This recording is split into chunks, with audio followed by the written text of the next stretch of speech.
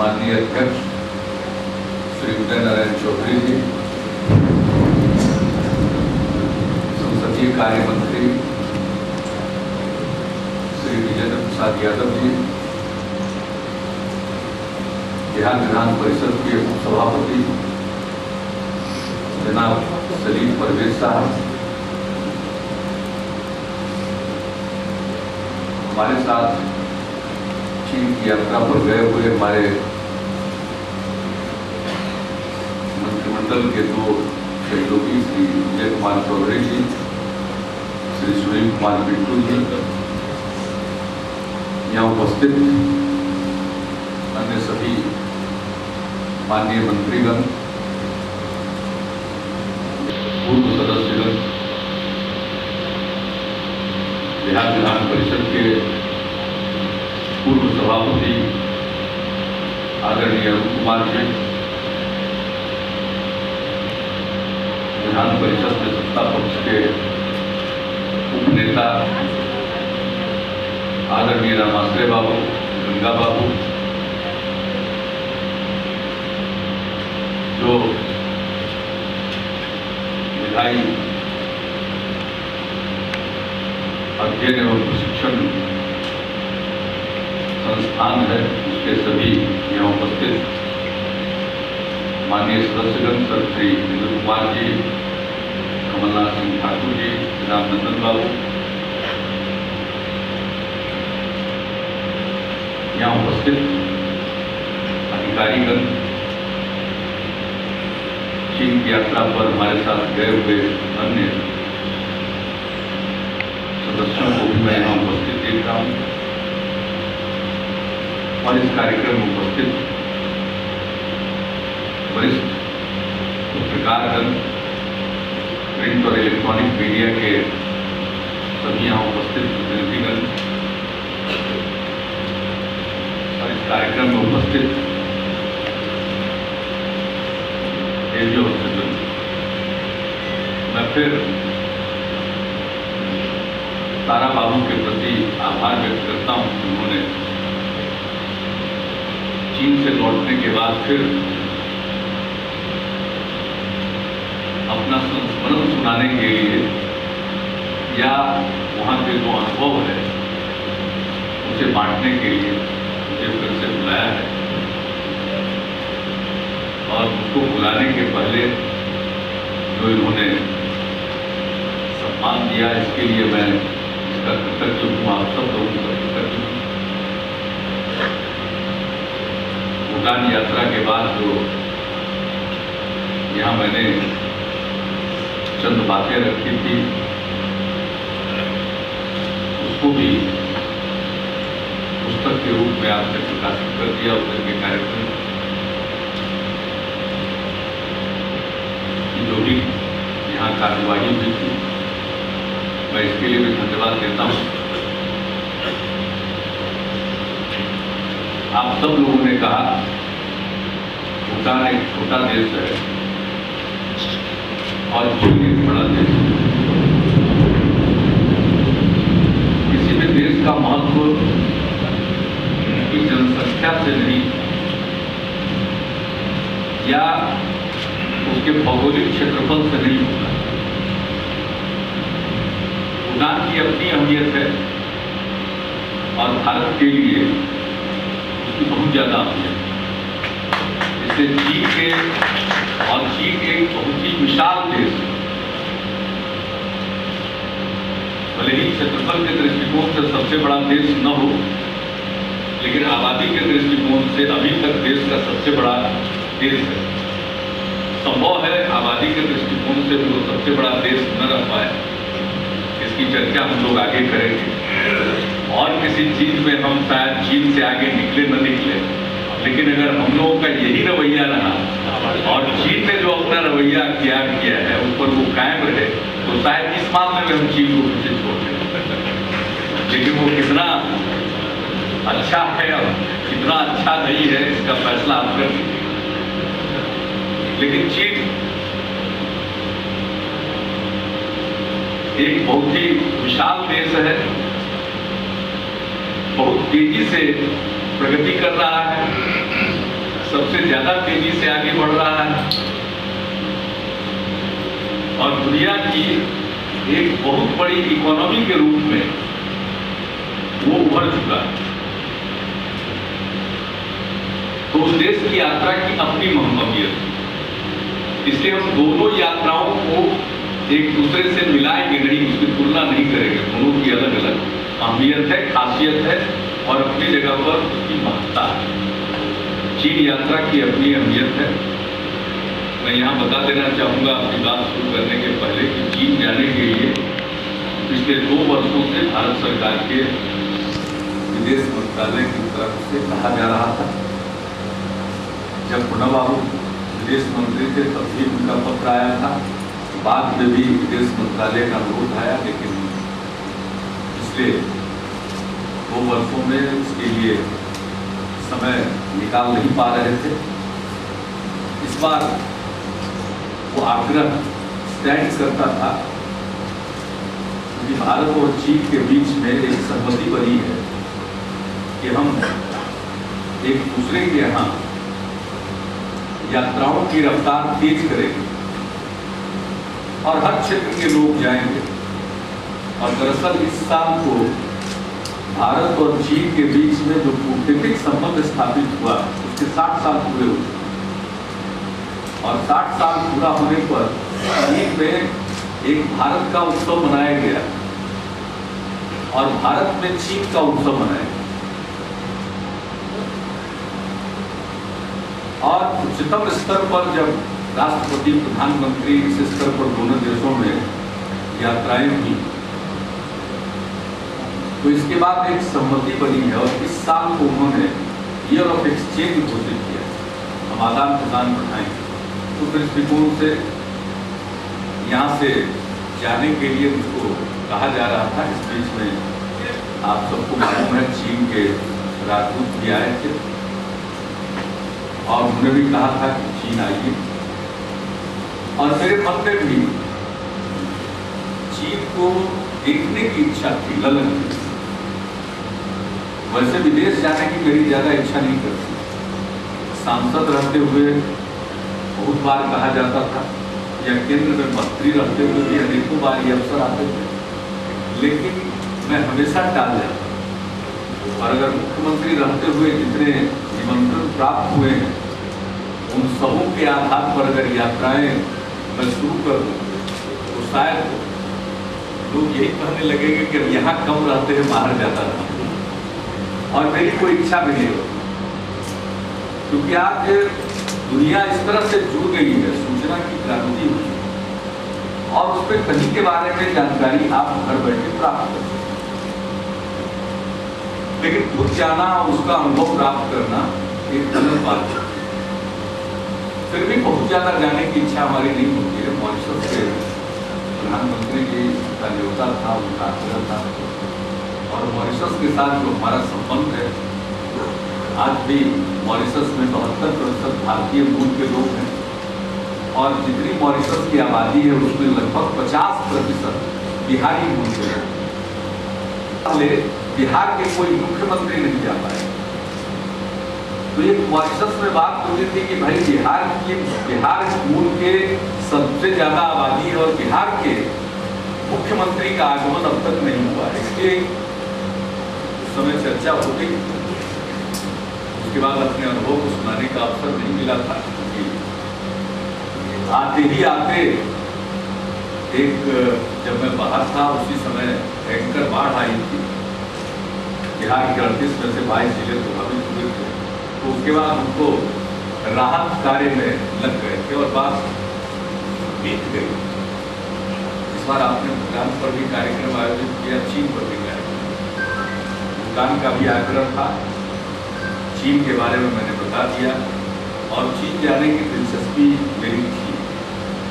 मैं देखना चाहता था कि भारत जब आजाद हुआ उसके कुछ ही समय के बाद चीन में क्रांति हुई और दोनों ने लगभग 7 साल सफर प्रारंभ किया। चीन कहां पहुंचा, हम कहां पहुंचे। तो इस चीन को समझने के लिए चीन की यात्रा बहुत जरूरी है और चीन और भारत का जो एक संबंध है बहुत पुराना,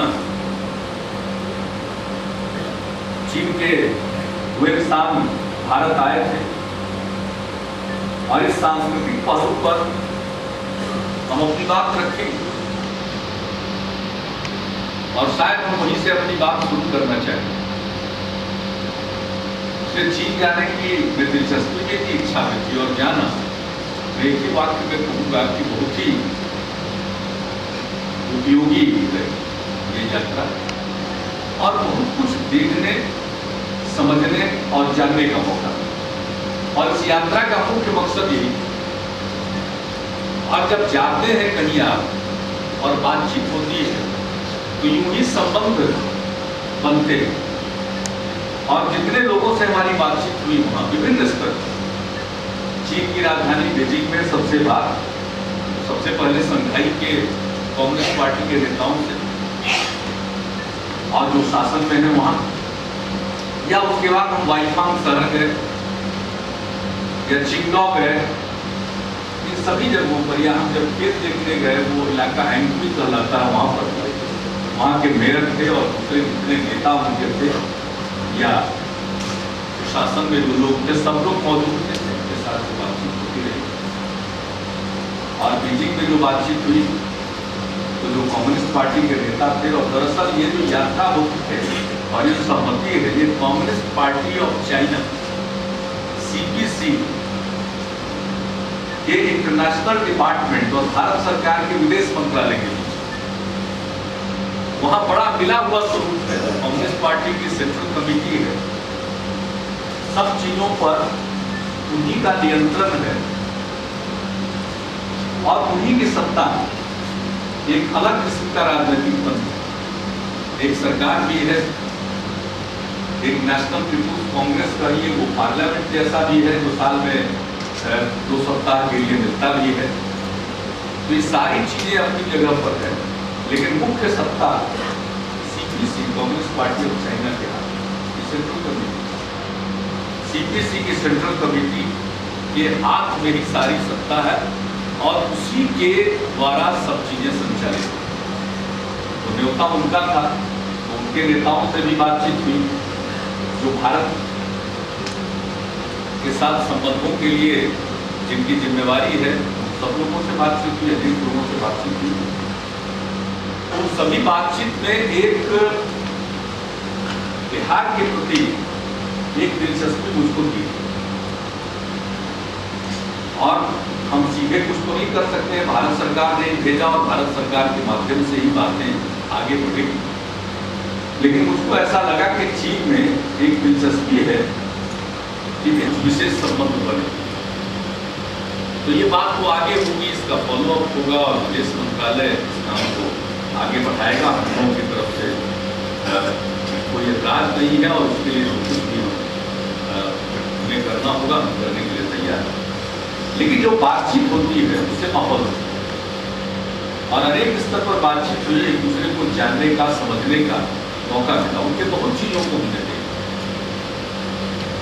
जब हम 12 जून के शाम में अंधेरा होने के बाद जब पहुंचे शंघाई, तो वहां से यात्रा शुरू हुई शंघाई शहर आने की, तो वहीं से जो कुछ भी दिखना था दिखने लगा। जो उन्होंने अपने इंफ्रास्ट्रक्चर का विकास किया है और जिस कदर सड़कों का निर्माण किया है, फ्लाईओवर तो हमारे दिल्ली में भी बहुत बने हैं, मुंबई में भी बहुत बने हैं, हम पटना में भी बना रहे हैं। बाहर के लोग आते हैं, पटना के लोग बाहर जो रहते हैं कई साल के बाद आते हैं, तो उनको पटना कुछ बदला हुआ नजर आता है, उसकी चर्चा भी करते हैं, बहुत बात है। लेकिन जो हमने देखा सब 7 लेयर्स फ्लाईओवर के सड़कों, और देखने के बाद यकीन होता है कितना सब कुछ स्मूथ है, चाहे आवागमन हो या सड़कों का सरफेस हो, इतना स्मूथ। जो ज्वाइंट होते हैं पुलों पर, तो आपको अच्छे से अच्छे दिल्ली के आप फ्लाईओवर पर गुजरते हैं और जहां ज्वाइंट है तो थोड़ा आपको फील हो जाता है कि आपकी गाड़ी में जो थोड़ी सी आवाज होती है तो आपको पता चल जाता है कि उसके ज्वाइंट पर, लेकिन वहां न जाने कितने ज्वाइंट्स थे और हम लोग सोचते थे कि कभी ज्वाइंट का हल्का सा एहसास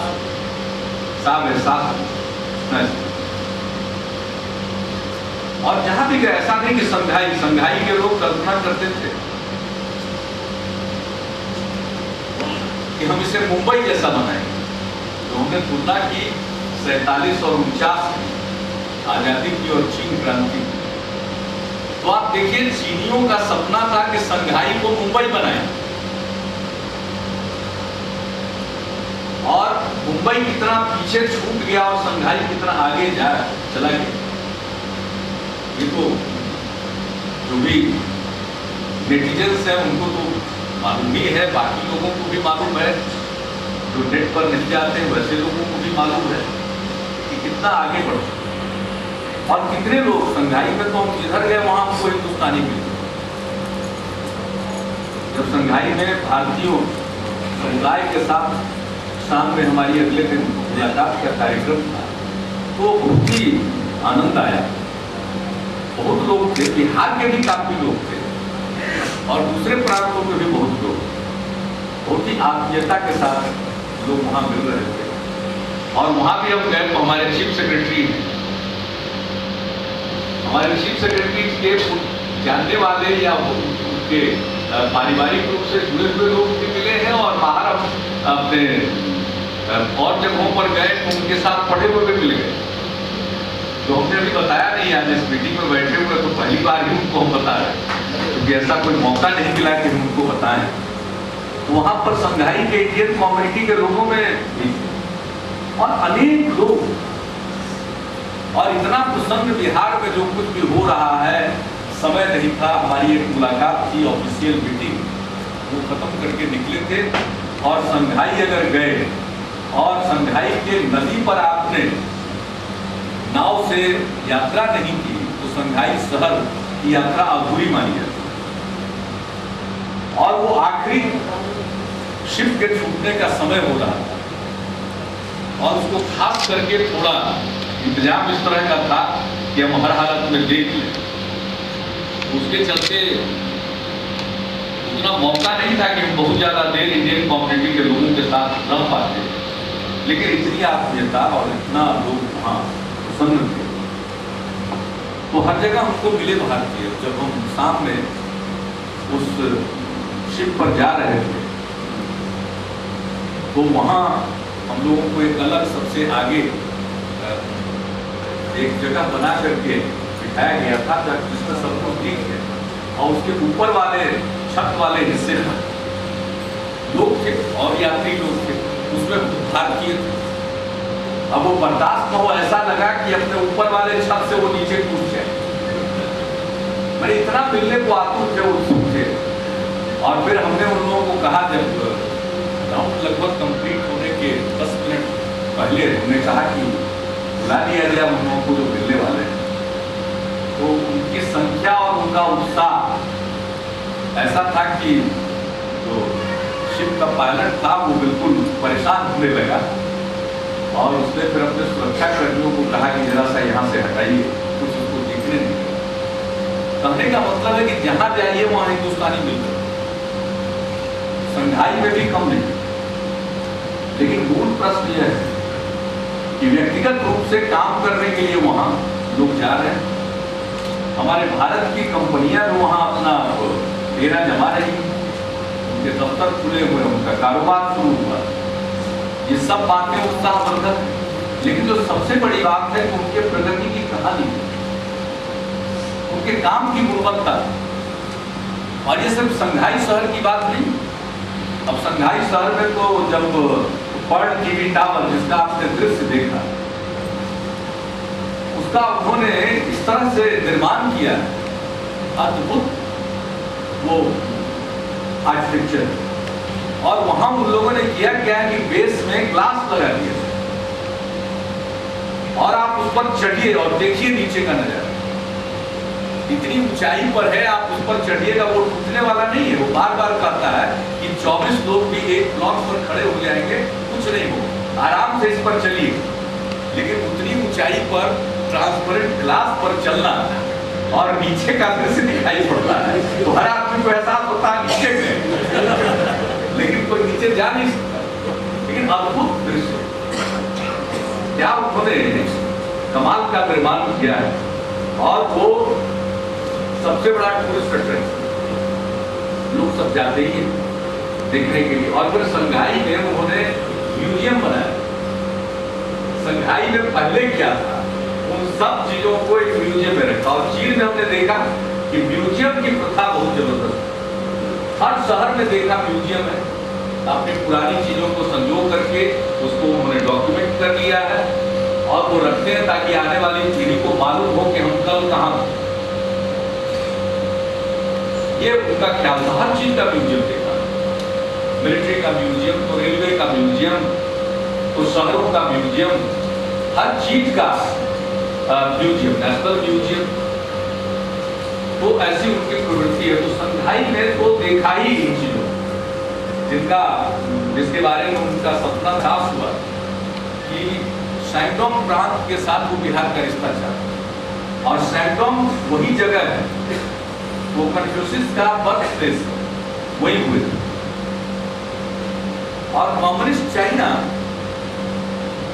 गौरव के साथ इस बात का प्रचार करता है कि उनका जन्म स्थान लैंड ऑफ कन्फ्यूशियस यहीं से शुरुआती होता है। लोग सैंगडोंग में एक राउंड टेबल हुआ, सरकार के लोग, उनके व्यापार और वाणिज्य और उद्योग की जगत के लोग, सरकार के विभिन्न विभागों के, चाहे एग्रीकल्चर उनके उस तरह के, उसके साथ एक काफी अच्छी 2.5 घंटे की हम लोग की परिचर्चा, या ठीक से पढ़ रहा होगा हमने तो 2.5 घंटे, 2-4 मिनट ज्यादा ही लगा, 2.5 घंटे की चर्चा सारी थी, बहुत अच्छी चर्चा। तो सैंगडोंग प्रोविंस जब हम लोग गए, सैंगडोंग में भी जो हम लोगों ने देखा उसकी राजधानी जिनान, वहां अब जिनान की भी आबादी कम नहीं है, लेकिन उनके हिसाब से कम, 60 लाख की आबादी हुआ। और जिनान के बाद हम लोग अगले दिन गए थे वाइफांग, उनका एक शहर।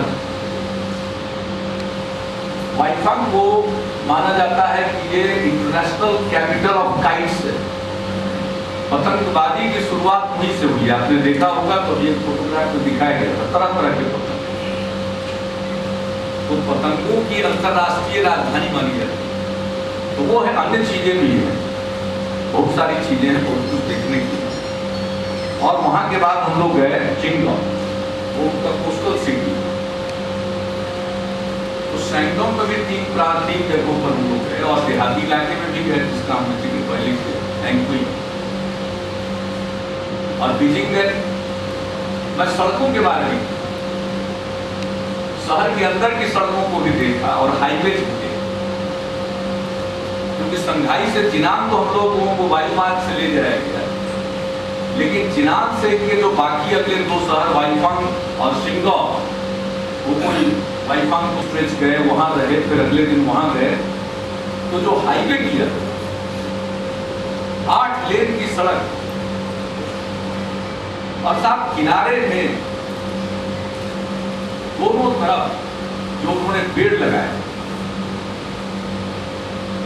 अनेक क्यारियों में पेड़ है, और इस तरह से वो पेड़ लगाते जा रहे हैं, वृक्ष लगाते जा रहे हैं। मेरे मन में ये एक, हमने किसी से पूछ नहीं पाए, इसको हम कंफर्म नहीं कर पाए, लेकिन जितने वृक्ष लगाए हैं और वो कुछ पॉपुलर टाइप का एक पेड़ था, तो ऐसा लगता है कि पता नहीं दुनिया भर के कागज का उत्पादन नहीं हो जाए। यानी कुछ जबरदस्त काम है हर फील्ड में। अब हाईवे पर आप जा रहे हैं कुछ दूरी तक, तो उस तरफ दोनों तरफ खेत वगैरह का काम आप देख सकते हैं, लेकिन ज्यादातर हिस्सों में सिर्फ पेड़ दिखाई पड़ते। और एक तरफ आप जा रहे हैं, दूसरी तरफ से आने का है, तो उसके बीच में भी जो उन्होंने हरित पट्टी बना दी है, फूल, पौधे, पेड़, यात्रा मनोरम हो जाती है। और फिर आप जाते जाते अचानक देखेंगे कि हाईवे है और इसके बगल में आप देखेंगे कि हाई राइज बिल्डिंग्स बन रहे हैं। और क्रेन जो काम करता है हाई राइज बिल्डिंग पर, कंस्ट्रक्शन का काम करता रहता है, उसका सहारा लोग लेते हैं। साहब हाईवे पर जा रहे हैं और रास्ते में एक कोई देख रहे हैं कि बहुमंजिली इमारत लगातार 1 किलोमीटर तक इमारत ही बन रही है, सड़कें बन रही है, फ्लाईओवर्स बन रहे हैं, सब दिखता है। और जो क्रेन है हमको तो दिल्ली में भी वो क्रेन बहुत नहीं दिखता, और आप चाइना में देखिए तो हर जगह वो दिखता है। कंस्ट्रक्शन का काम बिना हल्ला गुल्ला के हो रहा है और तेजी से हो रहा है। क्वालिटी ऑफ कंस्ट्रक्शन है, हम बहुत खोजते रहे साहब। उनके रोड ओवर ब्रिज, चाहे रेलवे लाइन के ऊपर का ब्रिज हो या सड़क के ऊपर सड़क हो या शहरों के अंदर सड़क के दो तरफ लोगों के आने जाने के लिए, पेडेस्ट्रियन के लिए जो फुट ओवर ब्रिज बनता है, हम किसी भी चीज में निर्माण का कोई निष्ठ या डिसिमेट्री हम खोजते रहे कि कहीं तो कुछ मिले अटपटा चीज, साफ मुझको नहीं। इतना बेहतरीन ढंग से, और सबसे बड़ी बात है कि जिस तरह से वो काम करते हैं प्रिसीजन के साथ, सूक्ष्म तरीके से एक एक चीज को देखते हैं। हमारे यहाँ तो तुरंत आप चाहें तो नुक्स निकाल और पैसा तो हम लोग भी खर्चते हैं। भाई छोड़ दीजिए, बिहार तो एक गरीब राज्य है, देश की राजधानी दिल्ली में तो पैसे का संकट नहीं है, हर चीज के लिए पैसा है। लेकिन जो गुणवत्ता है निर्माण वो अद्भुत है। और मुझको ऐसा नहीं लगता है, मैंने तो इसलिए सोचा है, मैंने अधिकारियों से भी कहा है कि एक दिन जो हमारे साथ अधिकारी विकास आयुक्त और 2 अन्य IAS पदाधिकारी श्री सिद्धार्थ और श्री अतीश चंद्र गए, जिन लोगों ने, तीनों लोगों ने काफी वहाँ का डॉक्यूमेंट्स और सब कुछ इकट्ठा किया और सबके फोटोग्राफ के लिए ये आपस में तैयारी करेंगे। और हम देश का तो नहीं जानते, हम अपने बिहार के इंजीनियर से जरूर सवाल पूछेंगे कि हम चीन जैसी सड़क की, ऐसा हमने आते आते कहा कि मीडिया के एक सेक्शन में भ्रम हो गया कि हम बिहार की तुलना चीन से कर रहे हैं या बिहार की गुणवत्ता को लेकर चिंतित है। नहीं, हमारी गुणवत्ता राष्ट्रीय गुणवत्ता से कमजोर नहीं। अगर आप गुणवत्ता की बात पूछेंगे तब रात में जब 1 बजे के बाद हम पहुंचे, 19 तारीख को हमने सुबह कर ली थी, कैलेंडर के हिसाब से 18 से 19 हुआ था। हम लोग जब दिल्ली पधार आ गए और वहां से जब निकले तो दिल्ली की अपनी सड़कों को देखकर जरूर मुझको बुरा लगा। इसलिए जब हम वो बात बोले, वो हम कोई बिहार के कंटेक्स्ट में नहीं बोले। बिहार क्या तुलना कर सकता है, हमारे पास रिसोर्सेज नहीं। हमने तो अभी शुरुआत ही की, लेकिन हाँ शुरुआत की है तो उसमें हमने लक्ष्य रखा है कि राष्ट्रीय स्तर की गुणवत्ता जरूर होनी चाहिए, और कुछ मामलों में हम उससे बेहतर भी बना रहे हैं। लेकिन इन सब चीजों के बाद हम ये समझना चाहते हैं कि हम अपने देश में चीन जैसी सड़कें क्यों नहीं बना, आखिर कारण क्या है? ये तो इंजीनियर ही बताएंगे। पैसा की कमी कारण है या हमारे इंजीनियर का कौशल कारण है, डिजाइन डिफेक्ट है, या कुछ और कारण? कारण तो लेकिन ढूंढना पड़ेगा हम सब लोगों को। हम तो बिहार में ढूंढेंगे, हम तो चाहेंगे कि अगर हम पैसा लगा ही रहे हैं तो अगर 2 पैसा और लगे ज्यादा, लेकिन बने तो अच्छी गुणवत्ता का बने, बेहतरीन सड़कें बने, कोई भी फ्लाईओवर बनता है, कोई भी पुल का निर्माण होता है, वो जगह बेहतर बने, अच्छी गुणवत्ता का हो। एक चीज तो जो चीन में सीखने का मुझे मौका मिला है और जानने का, समझने का, वो है गुणवत्ता और प्रिसीजन के साथ कोई काम करते। एक पूरी योजना, हमारे एक काम हम शुरू कर देते हैं। आप बताइए हमारे यहाँ सड़कों पर कितनी बार खुदाई होती है? आज सड़क बन जाती है, कल फिर बिजली का काम करने वाला इधर से उधर या टेलीफोन डिपार्टमेंट का काम करने वाला कोई केबल डालने वाला है तो तुरंत सड़क को तोड़ता है। यानी एक क्यों नहीं है कोऑर्डिनेशन? हम जो काम करते हैं एक ही बार सोच करके क्यों नहीं करते? ये बात तो पहले से भी करते हैं, लेकिन आए दिन देखिए सड़क बन गई, डिवाइडर बन गया, तो फिर उसको तोड़िए क्योंकि केबल डालना है, फिर इसके कुछ दिन के बाद बोलिएगा कि ड्रेनेज का इंतजाम करना है। ये सारी चीजों की योजना एक साथ बन सकती है। ये तो डिफरेंट कंपार्टमेंट में हमारे काम बटे हुए हैं, ये सीखने लायक बात है। तो एक तो जो बहुत बड़ी सीख है वो ये, जो चीन से हमने सीखा है और हम कोशिश करेंगे किस हद तक उसको हम अपनी सीमाओं के बावजूद लागू कर पाएंगे, ये मैं नहीं जानता हूँ। ये तो विकास आयुक्त तो गरीब थे और मुख्य सचिव सुन ही रहे हैं, अन्य अधिकारी भी सुन रहे हैं, तो उन लोगों पर निर्भर करता है कि इसे कैसे करेंगे। लेकिन भाई हमारी इच्छा है हम वो इंजीनियर ठीक से देख ले और बताएं। और मैं तो चाहता हूँ, आज ये मैं कहना चाहता हूँ कि मेरा अपना तजुर्बा है, रेलवे में बहुत एक्सीडेंट होता है।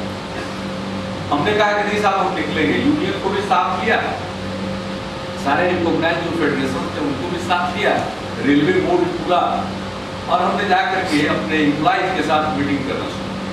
और मीटिंग में हमने पहली बात कही, गैंगमैन भी है वो अपनी बात खुल करके रखे, और आज अगर वो कुछ बोल रहा है इसके चलते उसको किसी प्रकार का दंड नहीं मिले। और तब जो लोग बताना शुरू किए छोटी छोटी बात, और उसको हमने सुधार कर दिया, अब आज उसका असर है।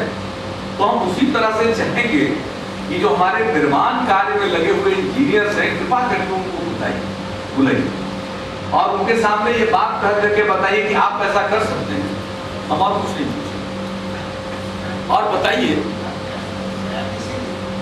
और आप बताइए कि आप क्यों नहीं कर सकते। अगर नो हाउ की कमी है, टेक्नोलॉजी की कमी है, तो प्राप्त किया जा सकता है। अनुभव की कमी है, प्रशिक्षण दिलाया जा सकता है। अगर हमारे एस्टीमेट ठीक नहीं है तो उसको सुधारा जा सकता है। बाकी तो कोई कारण हो नहीं सकता, इसके बाद का अगर कोई कारण है तो उनको मान्य होगा नहीं। कोई और कारण से खराब बन रहा है तो स्वीकार्य नहीं है। बाकी ये कारण जो है, ये कारण हम जरूर पूरा कराएं। तो खैर वो एक अलग समय हम उसकी चर्चा जरूर करेंगे, और हमारे यहाँ तैयारी हो रही है कि उनको हम दिखाएं, और जरूरत पड़ेगा तो हम भेजेंगे, चाइना भेजेंगे, अन्य जगहों पर भेजेंगे, जहां पर जाकर के वो देखें निर्माण कैसे हो रहा और कितनी मुस्तैदी से हो रहा, बिना किसी हो हल्ला के काम हो रहा, कोई आवाज नहीं आ रही, बगल में बहुमंजिली इमारत बन रही। तो ये सब कुछ जो है काम करने का तरीका, वर्क कल्चर, कार्य संस्कृति हमें सीखनी पड़ेगी। अब वहां का जो सामाजिक जीवन है वो भी अद्भुत। अब क्या फर्क है, आप तो बता रहे थे पुराने एंशिएंट जमाने की बात, आप तो सभापति महोदय कह रहे थे, तो हम लोग भी सुनते थे कि यहाँ के लोग बहुत सवेरे उठते थे अब और सवेरे खाना खाते थे, सूर्यास्त होने के पहले भी जैनियों में प्रचलन है, बाकी इतिहास में है। और हम जब चुनाव लड़ना शुरू किए तो हमारा भी अपना तजुर्बा है कि 7, साढ़े 7 बजे के बाद, 7 बजे के बाद गाँव में अगर पहुँचते थे तो लोग अपने दालान पर सोने लगते थे, और 8 बजे 9 बजे रात के बाद तो कोई जगह हुआ आदमी नहीं मिलता था। तो वातावरण थोड़ा बदल गया, लेकिन वहां तो साहब सवेरे लोग जग जाते, दिन का खाना 12 बजे, 12 बजे दिन का खाना, और रात का डिनर 6 बजे, उसके साथ कोई कॉम्प्रोमाइज, और सवेरे का नाश्ता उसी हिसाब से 6, साढ़े 6 बजे लोग कर लेते, और रात का खाना शाम का जो डिनर हुआ वो करने के बाद कहीं निकलना है, घूमना है, शहर का कोई बीच का कोई केंद्र है वहां तफरीह कर लिया, घूम आए, ये सब करेंगे। लेकिन खाना सब संस्कृति है उनकी, समय से सब काम करते हैं। हमारे यहाँ तो कोई समय ही नहीं बचा है, हर आदमी का अलग समय है, हर शहर का अलग मिजाज है। और हम लोगों को बचपन से सिखाया गया है, बम्बई रात की माहों में फिल्म भी हुआ था जब हम लोग यंग थे, तो रात ही में सारा काम हो रहा है।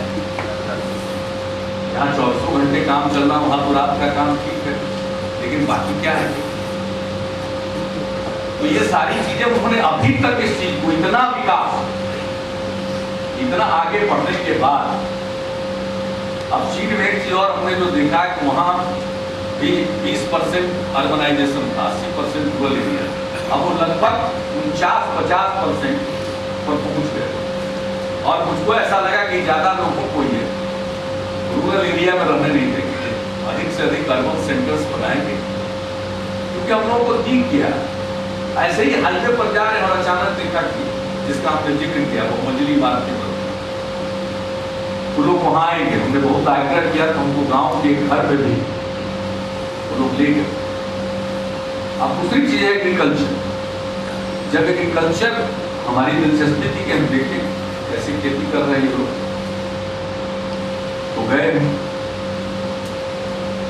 और जब आ रहे थे हम लोग चिनाब से चल करके बायो वाइफा, तो भी हमने देखा कि रास्ते में मीलों तक, और हमने जानकारी ले ली थी वो सब्जियों के मामले में, सब्जियों का उत्पादन वहां होता है, तो इच्छा भी प्रकट की थी, ले गए वहां, चले जा रहे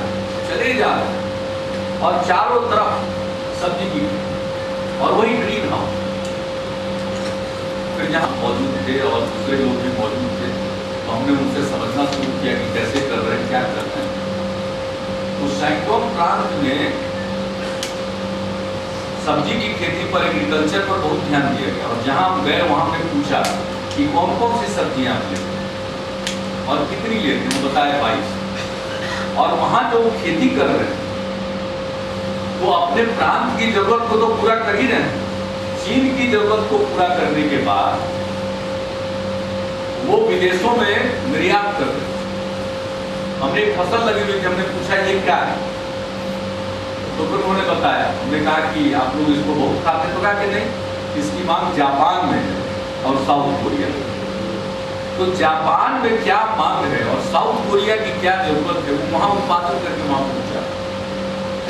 और जहां ले गया उन्होंने हमको बताया कि 47 देशों के राजदूत आए थे खेती को देखने के लिए।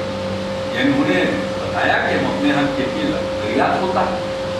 तो हमने फिर कहा कि भाई क्या व्यवस्था है, ये लगातार एक ही तरह की खेती है और कोई फर्क दिख नहीं रहा है। हमारे यहाँ तो देहात में जाइए तो आप नजर दौड़ाइएगा तो एक ही तरह की फसल है, गेहूं ही है, लेकिन फर्क दिख जाएगा, हरियाली के रंग में फर्क दिख जाएगा कि किसी का खेत जरा ज्यादा बढ़िया दिख रहा है, किसी का थोड़ा कमजोर दिख रहा है, क्योंकि हम लोग व्यक्तिगत रूप से खेती करते हैं। तो मेरी जिज्ञासा थी, उन लोगों ने बताया कि भाई यहाँ तो कंपनी हम लोगों ने बनाई। वो एक मिनट के लिए मुझको झटका लगा कि कम्युनिस्ट चाइना में कम्यून से कंपनी तक चले गए। तो फिर चीन ने तय किया कि हम इंडिविजुअल फार्मर को हाउस होल्ड हम बंदोबस्त कर देना, कहिए अपनी भाषा में, या उनको कहिए कि कॉन्ट्रैक्ट पर दे देंगे कि तुम खेती करो, जो भी उनका अपना अलग अलग हाउस होल्ड के साथ उन्होंने देखा। और एक एक कंपनी के पास 3000 हेक्टेयर 4000 हेक्टेयर की जमीन है। तो हमने कहा फिर आप किसानों से कैसे क्या डील करते हैं? उन्होंने कहा कि उनको उसका लीज चार्जेज या रेंट मिलता है। और फिर कहा किसान क्या करते हैं? तो इसमें काम करते हैं। तो कृषि का कॉर्पोरेटाइजेशन कम्युनिस्ट चाइना में होने लगी। अब कंपनियों को बना करके यहाँ पांडे जी बैठे हुए थे। भाई यहाँ तो हम कल्पना नहीं कर सकते, इसलिए हमने कहा कि भाई हम वो मॉडल अपना नहीं सकते, सामने वाले को समझा, क्योंकि हम तो कृषि के क्षेत्र में कंपनी का फॉर्मेशन तो नहीं करवा सकते, हमारे लिए कठिनाई है। हाँ, एक तरह की लोग खेती करें, हम उनको प्रमोट कर सकते हैं कि भाई एक साथ मिल करके अगर एक ही ढंग की खेत बुक देंगे, हम आपको सब्सिडी देंगे, हम आपको मार्केट की व्यवस्था करा देंगे ताकि आपको उचित कीमत मिले। आप अपने आप में एक साथ मिलिए, कोऑपरेटिव फॉर्म करिए, ये सारी बातें ऑप्शंस हैं, लेकिन कंपनी का ऑप्शन नहीं है शायद अपने देश में। तो इसको देख करके हमने कहा कि शायद हम ठीक हुबहू ये काम तो नहीं कर सकते, लेकिन ऐसा करने से एक जगह जमीन हो गई और उस पर उन्होंने अपने ढंग से खेती, कंपनियों के माध्यम से खेती करेंगे। तो ये जो ढांचा है ये हम कैसे अपना पाएंगे, मेरे लिए ये कठिन, हम शायद नहीं अपना पाए, लेकिन जो काम करने का उनका तरीका वो तो हम अपना ही सकते, बल्कि उससे और बेहतर तरीका अपना सकते। हमने देखा कि जो ग्रीन हाउस बनाया हुआ है तो अभी भी उसमें उसी तरह से पाइप से पानी डाल, जो वाटर यूज एफिशिएंसी हम लोग कहते हैं वो उतना बेहतर हमको नहीं दिखा। स्प्रिंकलर थे, ड्रिप इरिगेशन हम जितनी दूर तक देखते हैं वो नहीं देखा। यूं क्यारी में पानी जैसे अपने यहाँ डालते हैं वैसे पाइप के माध्यम से थोड़ा बेहतर, लेकिन उसको और बेहतर बनाया जा सकता है ड्रिप के जरिए।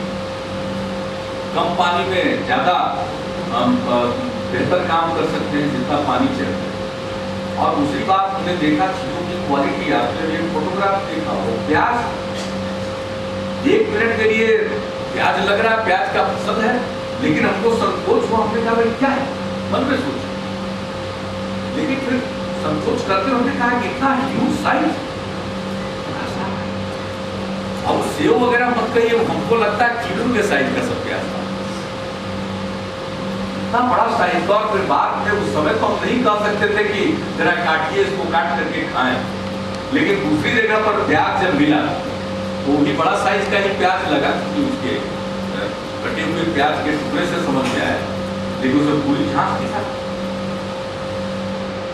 तो प्याज का साइज देखिए, प्रोडक्टिविटी देखिए, उसमें और ज्यादा बढ़ोतरी की गुंजाइश। तो हम सबकी जमीन लेकर के एक कंपनी के माध्यम से भले ही न करवाएं, लेकिन हम किसानों को प्रेरित तो कर ही सकते हैं कि इस प्रकार से आप मिल करके खेती करिए और आपको कुछ चीजें हम एक साथ मिलकर कोई काम करें, एक ही प्रकार का चीज करें तो हम सहायता दे सकते हैं। तो हम ये सब कुछ करने के पहले हमने आते ही कहा हम जरूर चाहेंगे यहाँ के जो बहुत सारे जो प्रगतिशील किसान हैं, जो बहुत तरह के कार्यक्रमों में आत्मा के जरिए या हमारे किसान पंचायत में आए या किसान कृषि उत्सव में जो सक्रिय रहते हैं, कि भाई वहाँ का मॉडल ये है, और उनमें से कुछ लोगों को हम भेजेंगे ताकि देख करके, वरना हम तो कोई चीज शुरू करेंगे तो बहुत लोग दिमाग पैदा कर सकते हैं। हमारी एक ही दिलचस्पी है, अगर वहां हम इतना बढ़िया, तो हमारी मिट्टी तो और ज्यादा उपजाऊ है, हमारी मिट्टी तो और उपजाऊ है, हम उससे ज्यादा अच्छी उपज ले सकते। हम उसी ढंग से पैदा करेंगे तो हम न सिर्फ अपनी जरूरत को पूरा करेंगे या देश के दूसरे हिस्सों की जरूरत को पूरा करेंगे, हम निर्यात कर सकते हैं। और जब बिहार में दूसरे हरित क्रांति की बात हो रही है तो उस संदर्भ में वहां के अनुभव काफी हमारे लिए उपयोगी साबित हो सकते हैं। एक चीज जो सबसे महत्वपूर्ण है, अब किसी भी क्षेत्र के बारे में वो तय करते हैं तो उसको पूरा करें। अगर आप पूछिएगा कि चीनियों का कोई चीज आपको क्या पसंद है, क्या आपने समझा, तो मुझको लगता है चीन वासियों का संकल्प, साहब एक बार वो मन में ठान लेते हैं कि हमको ये करना है और एक समय सीमा के अंदर करना है तो उसको पूरा करें। हमने जब जितने लोग फिर वो या तो दिन का खाना खिलाते होते थे या रात का खाना खिलाते होते थे, तो कम से कम 1.5 घंटा मीटिंग के अलावा, मीटिंग अगर 40-50 मिनट चली तो उसके बाद भोजन पर 1.5 घंटा, तो किसी भी बहुत ही इत्मीनान से लोगों से बातचीत होती थी, उनसे सुनते थे, अपना भी कुछ कहते थे और हमारे मन में जो कुछ सवाल होते थे वो भी हम रखते थे। तो हमने देखा कि सब लोगों ने सवाल का उत्तर दिया और आखिरी मुलाकात जब हमारी थी चीन में, तो वहां हमने देखा कि पूरे दौरा में जिस जिस प्रकार के प्रश्न मेरे मन में उभरे उन सबों का उत्तर आपसे आप उन्होंने इंट्रोडक्टरी रिमार्क में ही देने की कोशिश की। ये हमने देखा कि हर चीजों के बारे में तो एक जो महसूस हमने किया कि वो जो डिसाइड करते हैं उसको पूरा करते। और एक बात क्या बताया गया हमको, तो उन्होंने कहा कि हम लोगों का लक्ष्य था कि 1 अरब 36 करोड़ पर हम अपने पॉपुलेशन को जरूर ला दें, उससे अधिक बढ़ने नहीं देंगे। और उन्होंने बताया कि हम 1 अरब 34 करोड़ पर लाने में कामयाब। तो आप समझिए कि आबादी उन्होंने जो सोचा था कि 1 अरब 36 करोड़ तक जाने दें, उससे भी 2 करोड़ कम पर रखा है। प्रत्येक चीज के लिए जो एक संकल्प है वो देखने के लायक, और उसको वो प्राप्त करते हैं। पता नहीं अपने यहाँ यानी कुछ चीजों के बारे में तो कॉन्सेंसस होना, कुछ चीजों के बारे में तो कॉन्सेंसस होना चाहिए। कौन बेहतर कर सकता है इसका कंपटीशन होना चाहिए, इसकी प्रतियोगिता होनी चाहिए। हम बेहतर करेंगे कि आप बेहतर करिएगा, ये कंपटीशन होना चाहिए। लेकिन कुछ चीजों में क्यों नहीं एक आम राय बन सकती है, सर्वानुमति बन सकती है। और काम शुरू होता है, हमारे संभव नहीं। सरकारी क्षेत्र में बिजली का घर लगाने के लिए रिकॉर्ड में सरकारी जमीन है, उस पर तो काम हम नहीं शुरू कर सकते। और कल्पना करेंगे कि हम चीन की बराबरी कर लें, हम और कुछ नहीं करेंगे। सरकारी क्षेत्र की बिजली इकाई लगाना और कागज पर सरकारी जमीन, उसको हम लेकर उस पर काम शुरू नहीं करेंगे क्योंकि कुछ विवाद है, उसको बगैर सुलझाए। तो सारे पॉलिटिकल पार्टी और समूचे मीडिया के लोग और सारे बुद्धिजीवियों को ही सोच लेना पड़ेगा। ये दोनों चीज नहीं हो सकती है कि हमें बिजली भी चाहिए, हमें सड़क भी चाहिए, हमें पुल भी चाहिए, हमें अच्छे स्कूल और अस्पताल भी चाहिए। सारे राजनीतिक दलों से सवाल पूछेगी नई पीढ़ी, और ये मत समझिए आज की नई पीढ़ी अब बेसब्र है, उसके ख्याल बदल चुके। अगर लोग बांटना चाहेंगे उसको जाति और मजहब के टुकड़ों में बांटना चाहेंगे, वो बढ़ने के लिए तैयार नहीं हो। वो संघाई की तस्वीर देखता है, उसको मालूम है चीन के लोग इसको मुंबई बनाना चाहते हैं, और वो अपने मुंबई की भी तस्वीर देखता है। तो उनकी कल्पनाएं जहां है उसको समझ लेना चाहिए। और हम आपस में इसी तरह से उलझते रहेंगे तो शायद अपना समय हम लोग बिता दें, लेकिन नई पीढ़ी, आने वाली पीढ़ी माफ नहीं करेगी। हमारी पुरानी पीढ़ी के लोगों ने हमें आजादी दी, आजाद भारत में हम जी रहे। अगर ये मुल्क आजाद नहीं होता तो हम बोल नहीं पाते। ये जो आज कुछ भी हम कर पा रहे हैं, ये आजादी जो मिली है इसलिए हुई। तो हम तो अपने पुरानी पीढ़ी के ऋणी हैं कि उन्होंने हमें आजादी दिलाई। हम क्या, हम लोगों से 15 साल पहले वाले से लेके अभी तक और 15 साल कम उम्र वाले तक का ले लीजिए, ये 30-35 साल 40 साल की पीढ़ी का ये कुल मिला करके इन लोगों ने आने वाली पीढ़ी के लिए क्या किया, इतिहास में विश्लेषण उसका हो। आप करते हैं तो हमने देखा कि भाई संकल्प भाई हम लोगों को भी संकल्प लेना पड़ेगा कि हम इस पूरी तक को जाएंगे ही जाएंगे। आपस में विचर लेंगे। लोकतंत्र है, लोकतंत्र से बेहतरीन कोई तंत्र नहीं। आजादी, आप कितना भी इफेक्टिव ढंग से शासन चला लीजिए, लेकिन जो मन की इच्छा है, मैं बराबर करता हूँ, जेल के अंदर हमारा तजुर्बा है, जब बहुत यंग थे तो हमारी इमरजेंसी लागू हुई थी जेल के अंदर, तो एक व्यक्ति जो बाहर भीख मांगता था वो भी सत्याग्रह में शामिल होकर के जेल चला गया था। उसको मैं बेचैन देखता था, उसको अच्छा खाना मिल रहा था, कपड़ा मिल रहा था, बाहर उसका कोई नहीं था, लेकिन वो जेल के अंदर नहीं रहना चाहता। तो आजादी क्या चीज है ये हम लोग जानते हैं। लोकतंत्र, लोकतांत्रिक अधिकार, हमारे जो लोकतांत्रिक इंस्टीट्यूशन है वो किसी पर अन्याय नहीं होने देंगे। तो इस पर हमें नाज है। हमें अपने लोकतंत्र पर नाज है। और मेरा तो अपना विश्वास है कि सिर्फ हम बुनियादी मुद्दों पर, समाज को आगे ले जाने के बुनियादी मुद्दों पर आपसी सहमति बनाएं, ये हमें करना। अब गांव में गए तो हमने कहा कि भाई हमको गांव को घुमाते हैं, उनसे हमने अनुरोध किया। तो वो लोग थोड़ा देशोपेश में पड़े कि हमको गांव कहाँ दिखाए। तो फिर कहा कि कोई आप हाउस होल्ड में लोगों से मिलना चाहते हैं, मिलेंगे? हमने कहा हाँ। जरा बातचीत में थोड़ी तो दिक्कत होती है वो चीज। अब एक बात और है, देखिए साहब, चीन की तरक्की का रहस्य मुझको तो लगता है चीनी भाषा। उनको तो जरा भी शर्म नहीं आती है और अफसोस नहीं होता है कि हम चीनी भाषा में बात कर रहे हैं। हम लोगों को तो अंग्रेजी ना आवे तो पता नहीं शर्म से सिर नीचा किए रहेंगे कि पता नहीं इनको नहीं आता क्या। अच्छा, वहां के एक नेता ने हमको कहा कि भाई आप लोग क्या इंडिया में सबको अंग्रेजी बोलते हैं?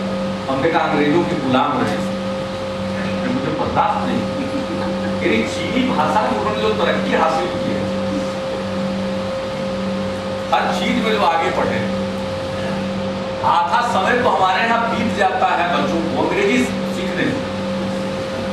भाई अंग्रेजी सीखना ही है तो अच्छा टीचर वगैरह का इंतजाम करवाइए।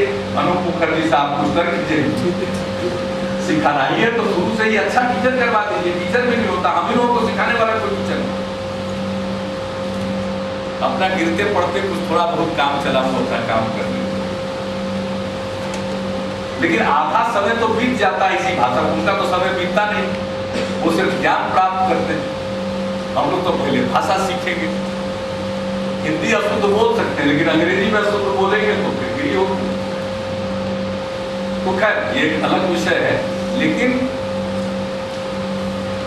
वहां भी चले गए। जो हम बताना चाह रहे थे कि अचानक उन्होंने कहा, उन्होंने कहा कि हम देखना चाहते हैं, तो ले गए। एक चीज बड़ा समानता देखी साहब, आप लोग निकलते होंगे बस पर, बिहार में यात्रा करते होंगे तो देखते होंगे सड़क पर मकई सुखाया जा रहा है, मक्का। तो बहुत प्रसन्नता हुई, वहां की सड़कों पर गेहूं सुखाते हुए। हमने कहा सही है, तो माननीय विधायकों की भी यात्रा आयोजित करवाना चाहेंगे चीन, ताकि वो लोग जाएं और कुछ और भी कुछ सीख करके आएंगे। हम जिन जगहों पर गए उसके अलावा कुछ जगहों पर हम लोग चाहेंगे कि